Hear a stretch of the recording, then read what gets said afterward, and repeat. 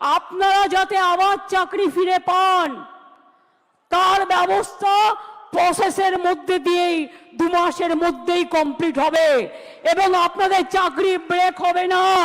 চাকরিহারাদের সম্পর্কে সর্বোচ্চ আদালতে আরো ব্যাখ্যা চাইতে খুব শীঘ্রই রাজ্য সরকারের তরফে আবেদন জানানো হচ্ছে। সোমবার নেতাজি ইন্ডোর স্টেডিয়ামে চাকরিহারাদের প্রতিনিধিদের সঙ্গে এক বৈঠকে মুখ্যমন্ত্রী জানিয়েছেন, সর্বোচ্চ আদালত যে রায় দিয়েছে তাতে অনেক প্রশ্ন তৈরি হয়েছে, যেমন অযোগ্যদের সঙ্গে যোগ্যদের চাকরি যাবে কেন।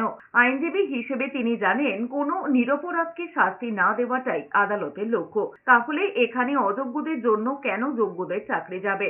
মুখ্যমন্ত্রীর আরো প্রশ্ন, যোগ্য অযোগ্য কিসের ভিত্তিতে বলা হচ্ছে? তার দাবি, আদালতের নির্দেশে সিবিআই স্কুল সার্ভিস কমিশনের কাছে যখন যা কাগজপত্র চেয়েছে সবই দেওয়া হয়েছে, কিন্তু সিবিআই তারপরেও চিহ্নিত করতে পারেনি কারা অযোগ্য আর কারা যোগ্য।